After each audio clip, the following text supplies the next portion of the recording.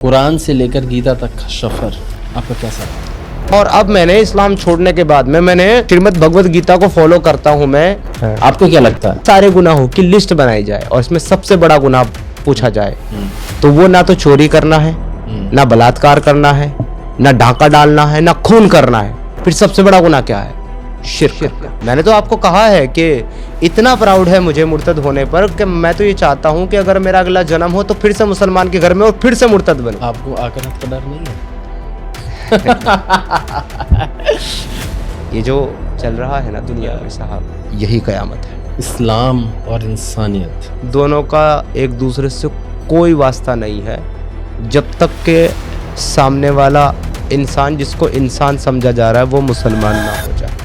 क्योंकि अगर मुसलमान है तो इंसान है और मुसलमान नहीं है तो इंसान ही नहीं है। जो काफिर है, जो मुशरिक है, उनको कुरान इतने अच्छे अच्छे अल्फाज से पुकारता है, उनको कहता है सुम्मुन बुक्मुन उम्मुन फहुम ला यर्जिऊन। ये अंधे हैं, गूंगे हैं, बहरे हैं। इससे आगे बढ़ता है, उनको कहता है ये गधे हैं, ये कुत्ते हैं, ये सूअर हैं, खिंजीर हैं। सूरह अनफाल की आयत नंबर 39 कहती है अपने नजदीक के काफिरों से जंग करो।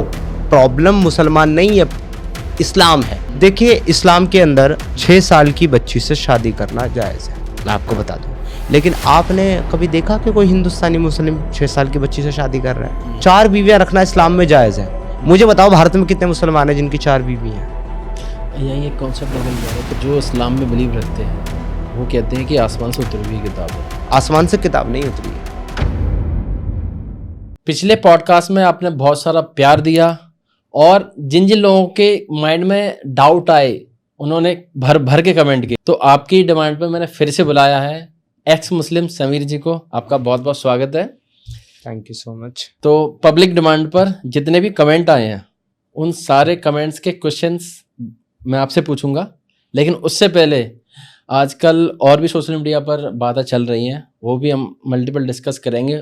तो सबसे पहले एक कमेंट आया था, बड़ा इंटरेस्टिंग कमेंट था। उसमें एक ने ये बोला था जो समीर जो है ना वो उन्होंने ज़्यादा डीप स्टडी करी ही नहीं है, उन्होंने ऊपर से पढ़ा हुआ है। एक्चुअल इस्लाम ये नहीं है कि मतलब लोगों को काटो, लोगों को मतलब प्यार से करने वाला, मोहब्बत से करने वाला ये मज़हब है। और कई सारी उन्होंने ये बोलते हैं कि मतलब ऐसी एक आयत दिखा दो आप, जैसे आपने एक लास्ट वाले में बोला था कि एक आयत दिखा दो जो इंसानियत के उसमें हक में हो। तो उसने कई सारी आयतें उसने मुझे शेयर की। अच्छा मुझे उर्दू आती नहीं है तो मैंने चैट जीपीटी पर डाल के वो देखा, तो उसमें से थोड़ा सा मुझे मतलब थोड़ा बहुत समझ में आया। उसमें ये था कि मतलब किसी का कत्ल ना करो, मतलब लोगों की वैल्यू करो। और 5 की 32 होगी एक तो सूरह माइदा। एक ये था कि आपका जब तक पड़ोसी ना सो जाए तब तक, मतलब पड़ोसी खाना ना खा ले तब तक आपको सोने का अधिकार नहीं है। क्या ये इंसानियत नहीं है? तो मतलब समथिंग ये था। अब मुझे उर्दू इतना आती नहीं है तो मैं प्रॉपर चीज़ समझ नहीं पाया। आप अपने हिसाब से बताओ जरा। देखिए सबसे पहले तो आपने ही कहा ये जो पूछा है कि भाई डीप स्टडी की बात है और वगैरह वगैरह। देखो अगर हमारी डीप स्टडी ना होती तो इतने सारे मौलवी स्कॉलर्स के साथ डिबेट हुई है तो हम तो कभी के ख़त्म हो चुके होते हैं। टीवी चैनल्स के ऊपर इतनी सारी डिबेट हुई हैं, मौलवियों के साथ भी हुई हैं, मुफ्तियों के साथ भी हुई हैं, पॉडकास्ट भी हुए हैं, लाइव चैनल पे भी डिबेट डिस्कशन हुए हैं। हम तो कभी के बोरिया बिस्तर समेट के जा चुके होते अगर नॉलेज ना होती, अगर पढ़ाना होता। सही बात है, अभी तक डटे हैं। तो देखिए ये तो उसका जवाब है कि 5 साल से हम लोग अनडिफिटेड अगर काम कर रहे हैं, अनडिफिटेड, सिर्फ काम नहीं कर रहे हैं, अनडिफिटेड काम कर रहे हैं। इसका मतलब तो भाई हमारी नॉलेज और हमारी जानकारी आपके सारे मौलवी मुल्लाओं से ज़्यादा है। फर्स्ट ऑफ ऑल तो एक चीज़। दूसरा जवाब ये जो बात है कि मैंने जो कहा था कि भाई इंसानियत की जो आयतें हैं वो पेश करो, और फिर आप कह रहे हैं कि उन्होंने कुछ आयतें दी हैं, तो हमें भी मालूम है वो क्या क्या आयतें देते हैं। तो पहली बात तो वो 5 की 32 देते हैं, ठीक है। कतबना अला बना इसराइला अन्नहुम मन क़तला नफ्सिन बिगैरी औ फसादिन फिल अर्ज़। तो देखिए मैंने पिछले भी बार बताया था, कई बार और जगह भी बताया है कि मुसलमान इस आयत को अपने मौलवियों से सुन करके, रट्टा मार करके, जोकर नालायक जैसे लोगों से सुन करके और उसको रट्टा मार करके बैठा हुआ है। अगर उनसे ये पूछ लो ना कि ये आयत कौन से नंबर की, कौन से चैप्टर की, कौन से पारे में कितने नंबर की आयत है और ये आयत एक्चुअल में पूरी आयत क्या रही, तो आपको मुसलमान बता नहीं पाएगा क्योंकि उसने पढ़ा नहीं है। कुछ चंद एक लोग हैं जिन्होंने पढ़ा है, वो वहाँ से आयत कॉपी वेस्ट करके चिपका देते हैं। देखिए उस आयत में ये लिखा हुआ है कि जबकि हमने बनी इसराइल को हुक्म दिया था, तो ये मुसलमानों को नहीं हुक्म दिया अल्लाह ने। ये बनी इसराइल को उनकी किताब में लिखा हुआ है, बाइबल के अंदर लिखा हुआ है सर, ये जहां से कोट किया जा रहा है कि हमने बनी इसराइल को हुक्म दिया था कि एक इंसान का कत्ल पूरी इंसानियत का कत्ल है, अगर वो किसी का कातिल नहीं है और जमीन में फसाद नहीं फैलाता तो। लेकिन इसमें दो शर्तें हैं, इसमें दो शर्तें हैं। अगर वो दो काम करता है कोई इंसान तो फिर उसका कत्ल इंसानियत का कत्ल नहीं, उसको आप बिल्कुल मार सकते हो। एक तो ये कि वो किसी का कातिल हो, ये तो बड़ी अच्छी बात है कि भाई किसी ने किसी का कत्ल करा तो बदले में उसको कत्ल कर दो, हमारी गवर्नमेंट भी करती है, ठीक है, यहाँ तो मुझे कोई एतराज नहीं है, सही है। लेकिन दूसरा है कि जमीन में फसाद फैलाता हो। अब जमीन में फसाद फैलाने से मुराद देखो लड़ाई झगड़ा भी है, चोरी डकैती भी है, खून खराबा भी है, लूट मार भी है, लेकिन साथ ही साथ ये होने के बाद उसके अंदर शिर्क और कुफ्र करना भी है। मैं यहीं आने वाला था अभी और देखिए भी तो लिस्ट में आ जाता है। हाँ। अब अगर इन सारे गुनाहों की लिस्ट बनाई जाए और इसमें सबसे बड़ा गुनाह पूछा जाए तो वो ना तो चोरी करना है, ना बलात्कार करना है, ना डाका डालना है, ना खून करना है, फिर सबसे बड़ा गुनाह क्या है? शिर्क करना। शिर्क करना, क्योंकि सूरह अन-निसा की आयत नंबर 48 कहती है कि अल्लाह सारे गुनाहों को माफ कर देगा, शिर्क का गुनाह कभी माफ नहीं करेगा। मैं अगला क्वेश्चन मेरा यही आने वाला था। एक कमेंट डाला था कि तो देखिए इस हिसाब से वो जो 5 की 32 है अल-माइदा की, उसमें मुशरिकों और काफिरों को कत्ल करना गुनाह नहीं है, उनको तो कत्ल कर सकते हो। तो जो शिर्क नहीं करता और जो काफिर नहीं है वो कौन है? मुसलमान। तो भाई वो आयत ये कह रही है कि एक मुसलमान का कत्ल करना सारी दुनिया का कत्ल करना है। और यही बात आपको सूरह अन-निसा की आयत नंबर 93, 94, 95, 96, 97 पूरे कॉन्टेक्स्ट में मिलेगी। 93 कहती है कि अगर किसी ने एक मुसलमान का जानबूझ करके कत्ल किया तो उसका ठिकाना जहन्नम है। सिर्फ मुसलमान का। वहां अल्लाह ने क्यों नहीं कहा कि अगर एक इंसान का कत्ल किया तो उसका ठिकाना जहन्नम है? नहीं कहा, कहा किसी मुसलमान ने अगर दूसरे मुसलमान का कत्ल जानबूझ कर किया उसका ठिकाना जहन्नम है। एक कमेंट था यही वाला, मैं फिर से रिपीट कर देता हूँ। उसमें कमेंट में ये था कि समीर जी तो मुर्तिद हैं, मुर्तिद हैं, शिर्क तो खुदा भी माफ़ नहीं करता। उसमें इतना कमेंट था। हाँ आप बताइए, हालांकि आपने जवाब दे दिया। हाँ जी बिल्कुल, बिल्कुल खुदा माफ़ नहीं करता। सूरह अन-निसा आयत नंबर 48 जाकर के पढ़ लें, जिसको शक हो अपनी किताब खोल करके पढ़ लें। आपको मुर्तिद होने पर? मुझे बिल्कुल फक्र है, प्राउड है। मैंने तो आपको कहा है कि इतना प्राउड है मुझे मुर्तद होने पर कि मैं तो ये चाहता हूं कि अगर मेरा अगला जन्म हो तो फिर से मुसलमान के घर में और फिर से मुर्तद बनूं। आपको आखिरत का डर नहीं है? ये जो चल रहा है ना दुनिया में साहब, ये जो दुनिया में हो रहा है, हाँ, यही कयामत है, यही कयामत, इसके बाद कोई कयामत नहीं है। अब मेरे माइंड में एक क्वेश्चन अभी आ रहा है कि इस्लाम और इंसानियत, ठीक है, इसको थोड़ा कंपैरिजन करके आप बताइएगा। दोनों का एक दूसरे से कोई वास्ता नहीं है जब तक के सामने वाला इंसान जिसको इंसान समझा जा रहा है वो मुसलमान ना हो जाए। क्योंकि अगर मुसलमान है तो इंसान है, और मुसलमान नहीं है तो इंसान ही नहीं है। जो काफिर है, जो मुशरिक है, उनको कुरान इतने अच्छे अच्छे अल्फाज से पुकारता है, उनको कहता है सुम्मुन बुकमुन उम्मुन फहुम ला यरजिऊन, ये अंधे हैं, गूंगे हैं, बहरे हैं।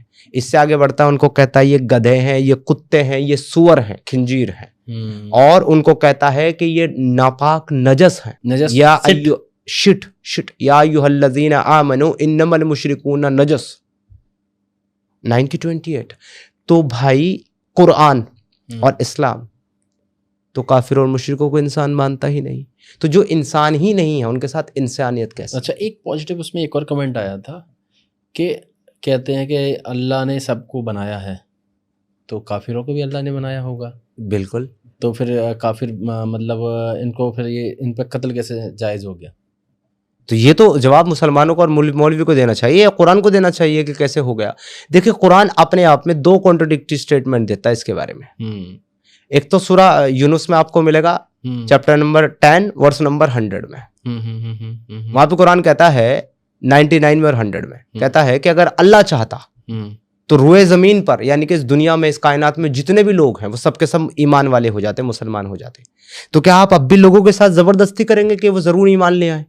ये बात कौन कह रहा है? कुरान कह रहा है अपने नबी को। देखिए कितनी प्यारी बात है कि भाई लोगों के साथ जबरदस्ती मत करो कि वो ईमान वाले हो जाएं या ईमान ले आए, क्योंकि अगर अल्लाह चाहता तो सबको ईमान वाला बना देता। तो यानी कि अल्लाह यहाँ तस्लीम कर रहा है कि उसने काफिर भी बनाए हैं और ईमान वाले भी बनाए, पर सबको ईमान वाला नहीं बनाया, सब कुछ को काफिर भी बनाया। अगली आयत 100 में कहता है कि हालांकि किसी भी जान का ईमान लाना मुमकिन ही नहीं है अल्लाह के हुक्म के बगैर। अगर कोई ईमान लाना भी चाहे काफिरों में से, तो देखिए वो भी ईमान नहीं ला सकता जब तक अल्लाह ना चाहे कि ये ईमान लाए। तो फिर सब काफिरों के अंदर जान तो फिर इसे सबसे अल्लाह ने डाली है। अच्छा, वो तो क्लियर है, वो तो क्लियर बता रहा है कि भाई मैंने सारे मुसलमान नहीं बनाए, तो तुम क्यों सारे को मुसलमान बनाना चाहते हो? फिर ये कहता है कि अगर किसी को तुम बनाना भी चाहो ना, और कोई बनना भी चाहे, तो अल्लाह की मर्जी के बगैर कोई ईमान वाला बन भी नहीं सकता जब तक अल्लाह ना चाहे। अल्लाह चाहेगा तभी जाकर के कोई ईमान वाला बनेगा। कॉन्ट्राडिक्ट फील आ रहा है। ये चीज हो गई एक। नहीं, कॉन्ट्राडिक्टरी असल कॉन्ट्रडिक्शन तो अब मिलेगा आपको। ये तो हो गया एक स्टैंड। अब सूरह तौबा में आकर के अल्लाह कहता है कातिलुल लज़ीना ला युमिनूना बिल्लाहि वला बिल यौमिल आखिर। इन लोगों के साथ तब तक लड़ो जब तक ये अल्लाह और इन लोगों के साथ लड़ो जो अल्लाह और आखिरत पे ईमान नहीं रखते। अभी तो आपने कहा था कि आप क्या इनको मजबूर करोगे कि जरूर ईमान वाले हो जाएं? अब आप कह रहे हो कि इनके साथ तब लड़ो जो ईमान नहीं रखते। फिर आप कहते हैं और उसको हराम नहीं मानते, वला तुहर्रिमू मा हर्रमल्लाहु व रसूलुहु, और उसको हराम नहीं मानते जिसको अल्लाह और अल्लाह के रसूल ने हराम किया है, और ना दीन हक यानी इस्लाम को कबूल करते हैं। अब मैंने हत्ता इता इजा, वो यहां तक के जिजिया अपने हाथ से अदा ना करे, छोटे बन करके ना ने अहले किताब में से भी, इनके साथ भी लड़ो। तो भाई एक अल्लाह जो ये कह रहा है कि हमने सबको बनाया है और तुम लोगों के साथ जबरदस्ती नहीं कर सकते कि वो जरूर ईमान लेकर के आए, क्योंकि अल्लाह की मर्जी के बगैर कोई ईमान ला ही नहीं सकता। वही अल्लाह फिर लोगों को ही हुक्म क्यों दे रहा है कि इनके साथ तब तक लड़ो जब तक ये ईमान ना लेकर के आ जाए। अच्छा, सूरह और वो जो एक आपने बात कही थी ना, जो पड़ोसी वाली, उसका भी जवाब ले लीजिए। पड़ोसी के साथ बहुत अच्छा सलूक करना है। अगर पड़ोसी के घर में खाने को नहीं है तो आप नहीं खा सकते जब तक आप पड़ोसी को ना खिला दो। अगर आपके घर में है तो पहले पड़ोसी को खिलाओ फिर आप खाओ। लेकिन कौन से पड़ोसी के साथ? मुसलमान पड़ोसी के साथ। यहाँ मेन पॉइंट है, मुसलमान पड़ोसी के साथ, काफिर पड़ोसी के साथ नहीं। क्यों? क्योंकि सूरह अनफाल की आयत नंबर 39 कहती है अपने नजदीक के काफिरों से जंग करो और इनको ईमान में दाखिल करो।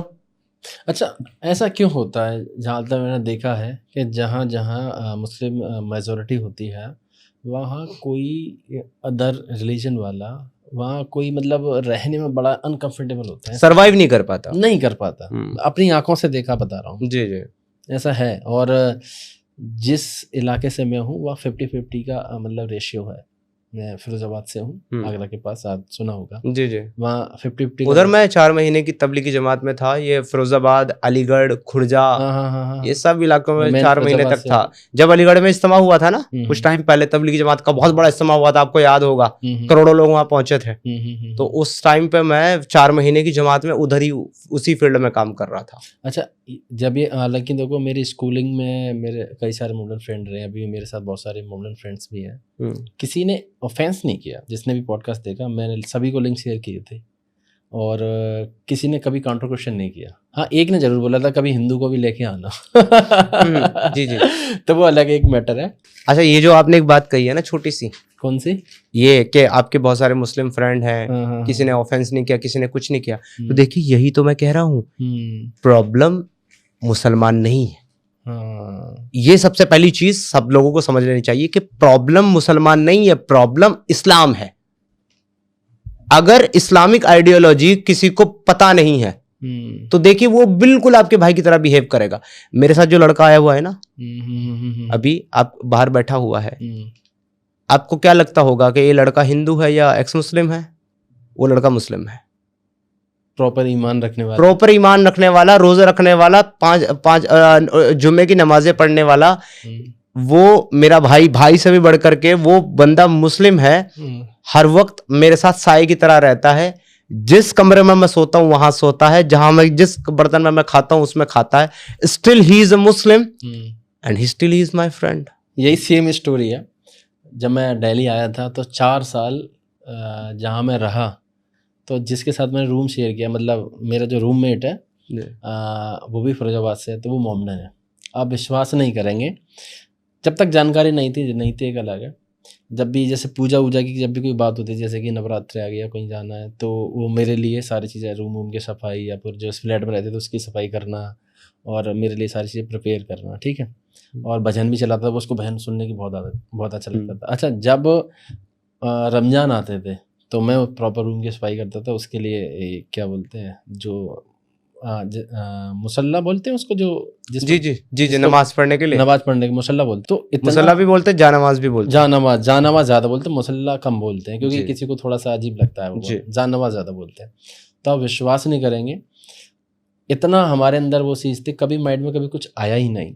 और वो बताता है कि उसके जो भी रिलेटिव हैं, उसकी फैमिली, मतलब उनको फैमिली को कोई प्रॉब्लम नहीं है, उसके मतलब जो भी अम्मी हैं, अब्बू हैं, चाचा हैं, ताया हैं, किसी को कोई इशू नहीं है। उसके और जो अदर फैमिली में उन्हें पता है कि ये हिंदू के साथ रहता है, तो बहुत इशू करते थे। उसको बताता था कि लब भाई, मेरे को बोलता था कि लब भाई ना, मेरे जो रिलेटिव है ना बहुत चिढ़ते हैं। तो ये बात सही है, ये आइडियोलॉजी का ही खेल है। एग्जैक्टली, आइडियोलॉजी का ही खेल है, बिल्कुल वो चीज़ है। ठीक है, भारतीय मुस्लिम के बारे में तो मेरा ऐसा मानना है कि ये तो बेचारे जो है ना, जबरदस्ती मुल्ला और इस्लाम के विक्टिम बनाए गए हैं। इनके अंदर तो आज भी वही ब्लड है जो हिंदुस्तान, वही सेम ब्लड है और सेम कल्चर से लोग आते हैं। देखिए, इस्लाम के अंदर 6 साल की बच्ची से शादी करना जायज है, मैं आपको बता दूं। लेकिन आपने कभी देखा कि कोई हिंदुस्तानी मुस्लिम 6 साल की बच्ची से शादी कर रहा है? नहीं, पॉसिबल ही नहीं है, नहीं कर पाएगा। 4 बीवियां रखना इस्लाम में जायज है। मुझे बताओ, भारत में कितने मुसलमान हैं जिनकी 4 बीवी हैं? पॉसिबल ही नहीं है, मतलब है लेकिन इतना रेशियो नहीं है, नाम ढूंढने से भी नहीं मिलेगा, ढूंढने से भी आपको नहीं मिलेगा। तो इससे क्या समझ में आ रहा है? इससे समझ में आ रहा है कि देखिए, भारतीय मुसलमान तो हो गए, लेकिन आज भी जितनी भी ऐसी चीजें हैं जो समाज में बुरी समझी जाती हैं, यही कि सिविलाइजेशन फॉलो कर रहे हैं। हाँ, वो आज भी उसी समाज को फॉलो कर रहे हैं। शादियां देख लो आप मुसलमानों की, इस्लाम का शादी करने का तरीका ये थोड़ा ही ना है। इस्लाम का तो बस ये बैठाए 4 लोग, निकाह पढ़वाया और उसके बाद वलीमे का खाना खिला दिया, ढोल ये बजाते हैं, नगाड़े ये बजाते हैं, मंडा ये मनाते हैं, और उसके बाद जो है ना 4 दिन तक जो है वो सारी रस्म करते हैं, वो लगाएंगे, मेहंदी हल्दी प्रॉपर होती है, सब कुछ होता है। तो वो किसका कल्चर फॉलो करते हैं? इस्लाम का कल्चर है, कल्चर है। इस्लाम का कल्चर थोड़ा ही है ये हमारा सारा भारत का कल्चर है, ये भारतीय कल्चर है। तो भाई इसी को फॉलो करता है भारतीय मुसलमान, चाहे वो भले ही किसी मजहब को मानता हो। ये तो चलो ये चीज बात होगी। आपने लास्ट पॉडकास्ट में बताया था कि हिंदुस्तान के मुसलमानों को, आधे से ज्यादा मुसलमानों को ये पता ही नहीं है कि एक्चुअल इस्लाम है क्या। अगर ऐसा होता तो वो काफिरों के साथ रहते ही नहीं, या फिर उनको कन्वर्ट करने की कोशिश करते। आधे से ज्यादा नहीं, 90%, नहीं 3/4 को, यानी कि 4 में से 3 को, यानी 75%, 75% से ज्यादा को पता ही नहीं है कि इस्लाम है क्या। 25% में भी सारों को नहीं पता कि इस्लाम क्या है। थोड़े बहुत को पता है, थोड़े बहुत जो है को थोड़ा बहुत पता है, और थोड़े बहुत जो है उसमें से हाफिज हैं, थोड़े बहुत उसमें से कारी हैं, और थोड़े बहुत उसमें से मौलवी मौलाना है। ये वर्ग का सिचुएशन है।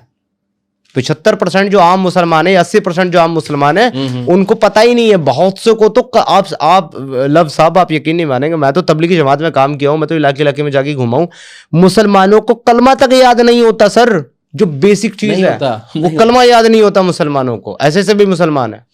कमेंट यही था कि बहुत सारे फरौन आए, बहुत सारे नमरूद आए और सब चले गए, इस्लाम आज भी काबिल। 2-4 और ऐड कर देता हूँ, कारून आए, हामान आए, है ना, अबू लहब आए, अबू जहल आए, बहुत सारे।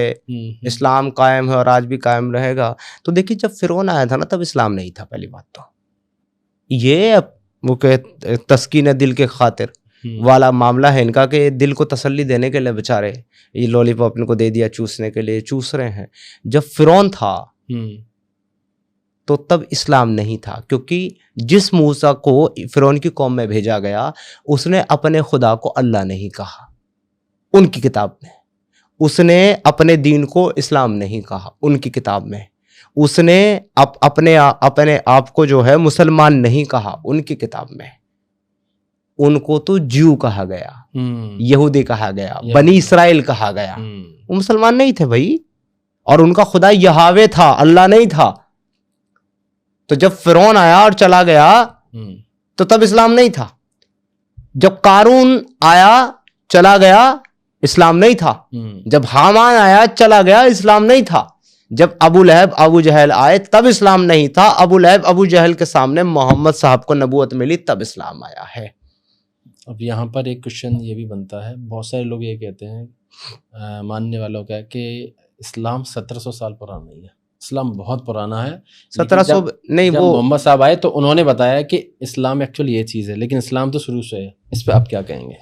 हाँ देखिए, दावे तो किए जाते हैं, पर मेरा तो वही सवाल है कि अगर इस्लाम पहले से है, स्टार्ट से है, तो फिर किसी भी नबी की किताब में अल्लाह इस्लाम और मुसलमान क्यों नहीं मिलता?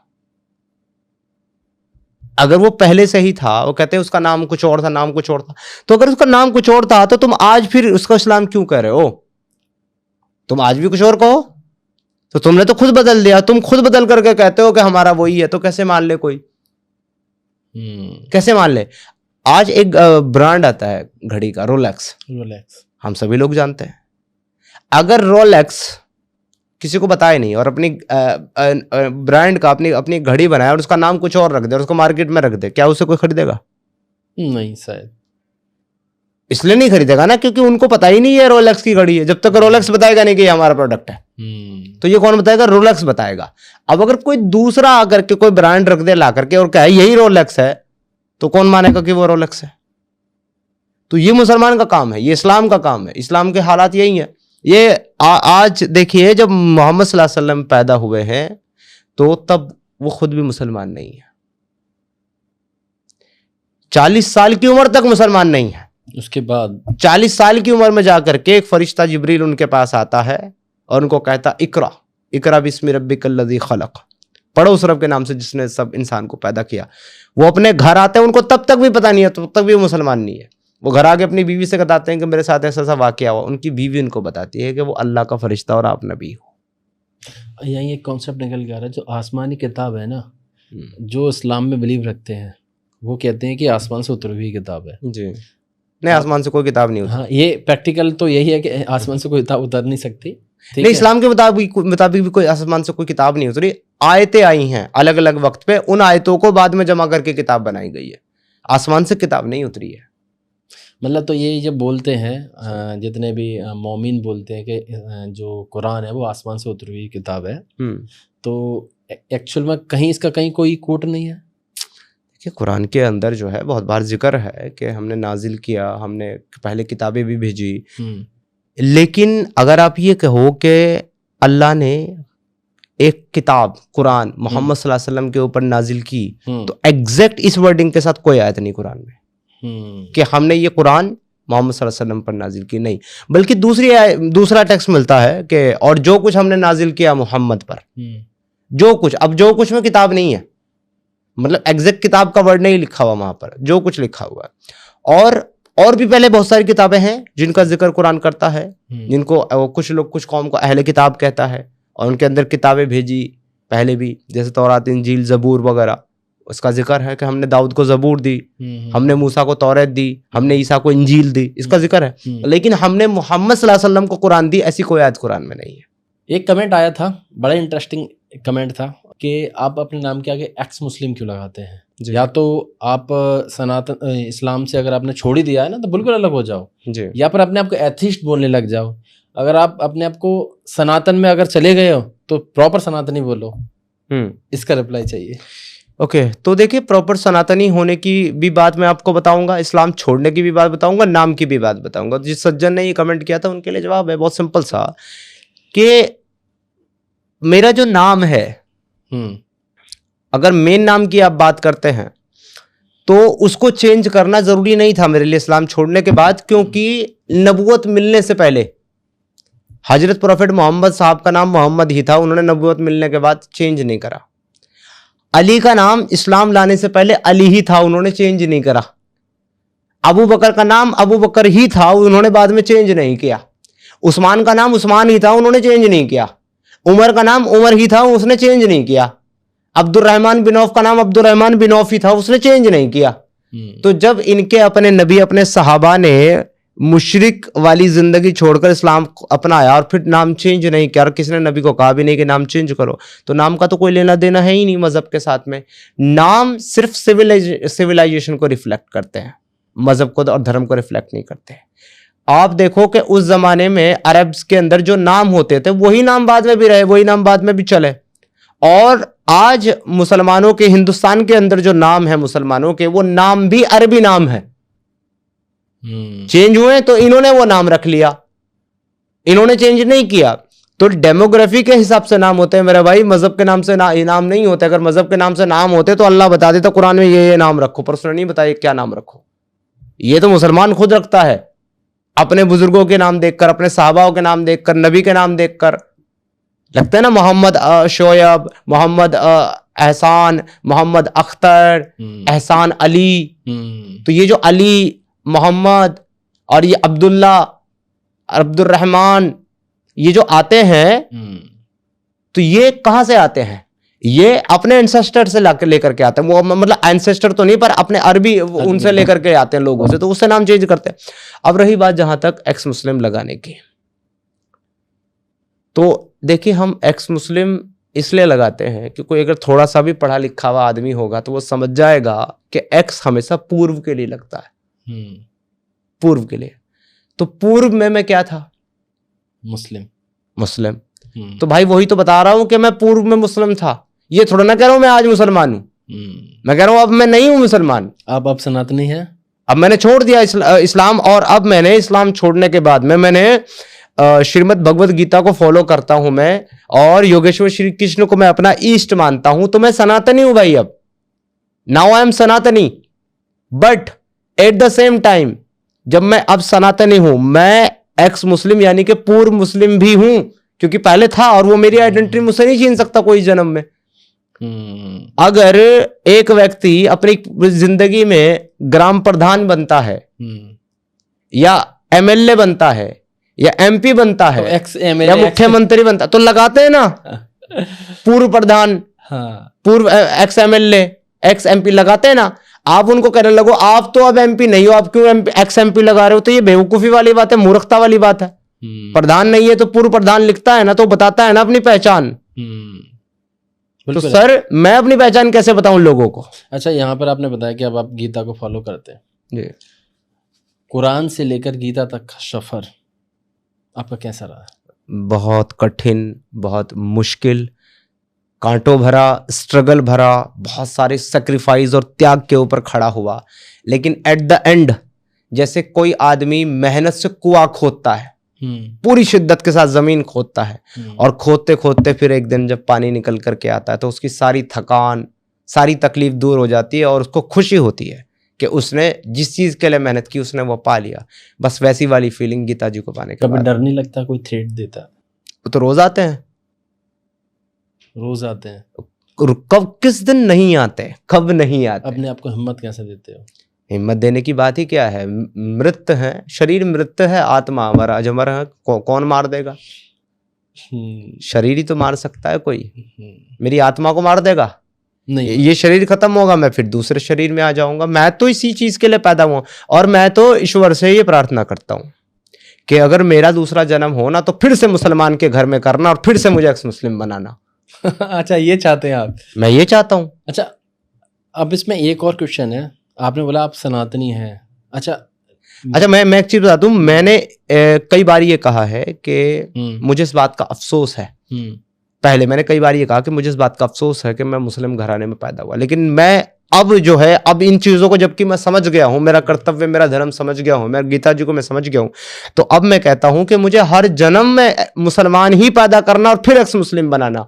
क्योंकि जो कार्य मैं मुसलमान घर में पैदा होकर एक्स मुस्लिम बनकर के कर सकता हूं, वो कोई एक व्यक्ति सनातन के घर में पैदा होकर या क्रिश्चियन के घर में पैदा होकर के नहीं कर सकता।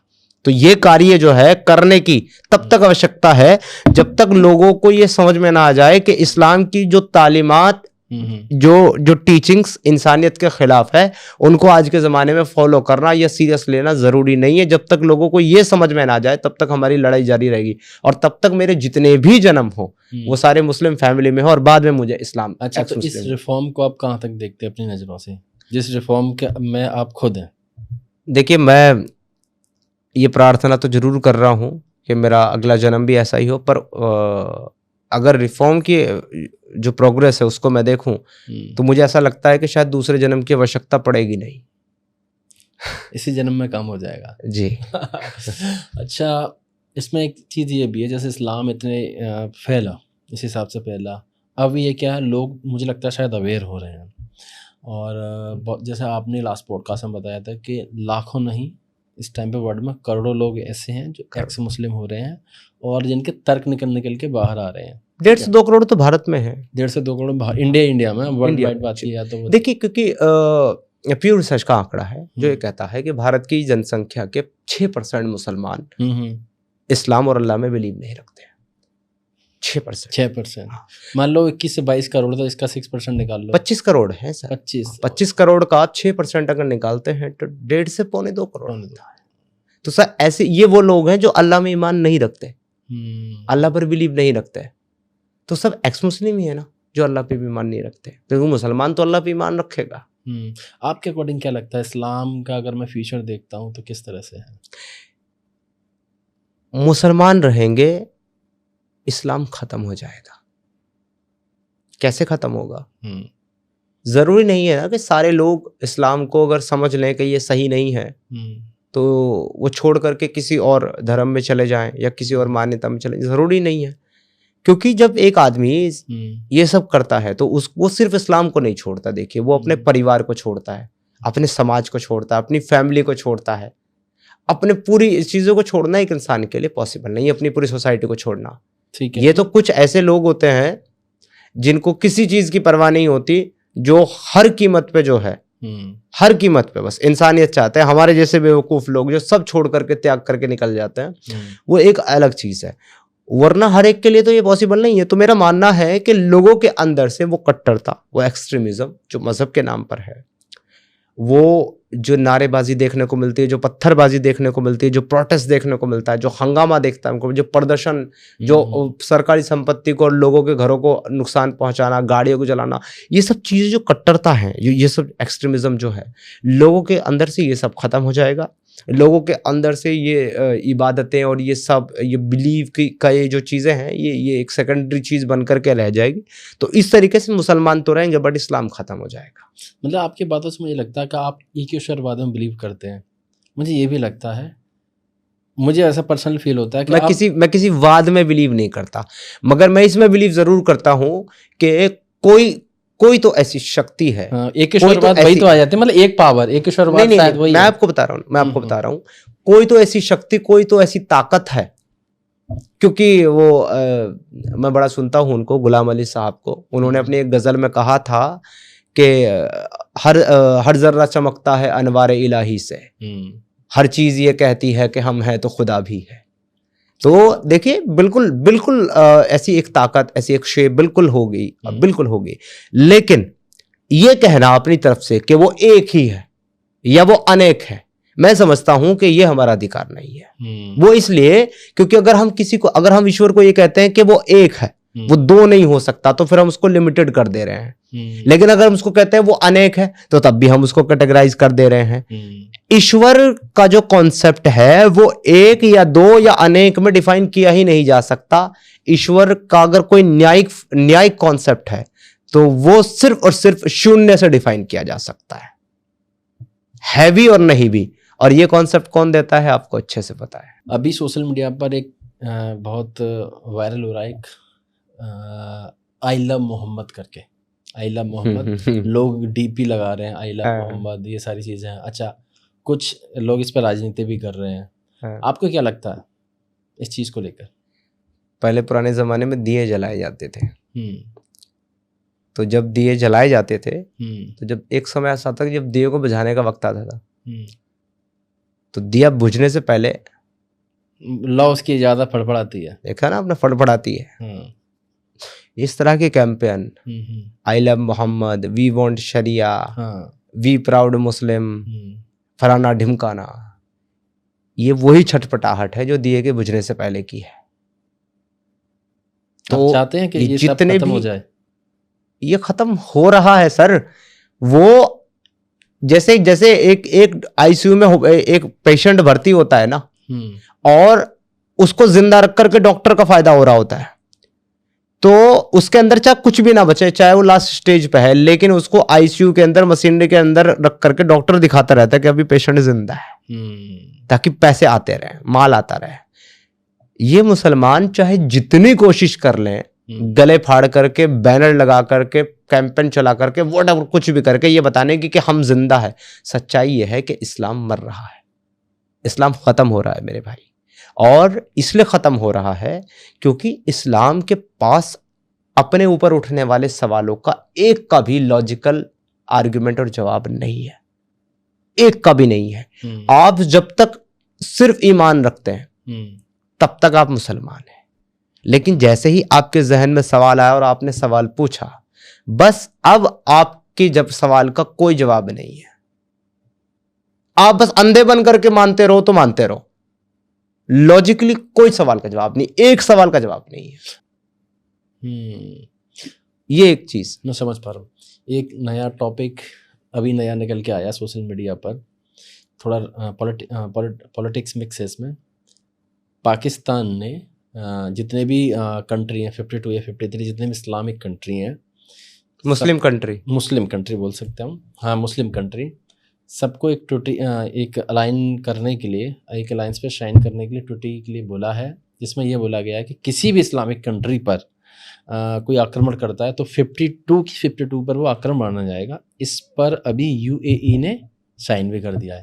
मतलब आज की डेट में ये है, अगर कोई पाकिस्तान पर अटैक करता है जी, तो वो यूएई पर अटैक माना जाएगा। ठीक है, ये कहीं ना कहीं जैसे कि मान लो पाकिस्तान की, और पाकिस्तान किसी पर अटैक करता हो तो पाकिस्तान अगर किसी पर अटैक करता है तो फिर वो भी अटैक करेगा, यूएई भी उस पर ही अटैक करेगा। ऐसा है, क्योंकि वो एक त्रुटि है, जैसे कि G20 समिट है और ये तुम्हारा आपका जो ब्रिक्स है, इनमें भी लगभग इस तरह के रिलेशन। हाँ, मैं समझ गया। मतलब ये लोग जो है वो 52 जो मुस्लिम ममालिक हैं, जो मुस्लिम देश हैं, ये उनको यूनाइट करके एक होना चाहते हैं, ताकि किसी भी मुस्लिम देश के ऊपर, मुस्लिम मुल्क के ऊपर अगर कोई भी बाहरी आदमी, कोई भी नॉन मुस्लिम अटैक करता है तो फिर ये उसके ऊपर वापस अटैक करेंगे और उसके साथ एकजुट होकर के लड़ेंगे। यही चीज आप कहना चाह रहे हो ना?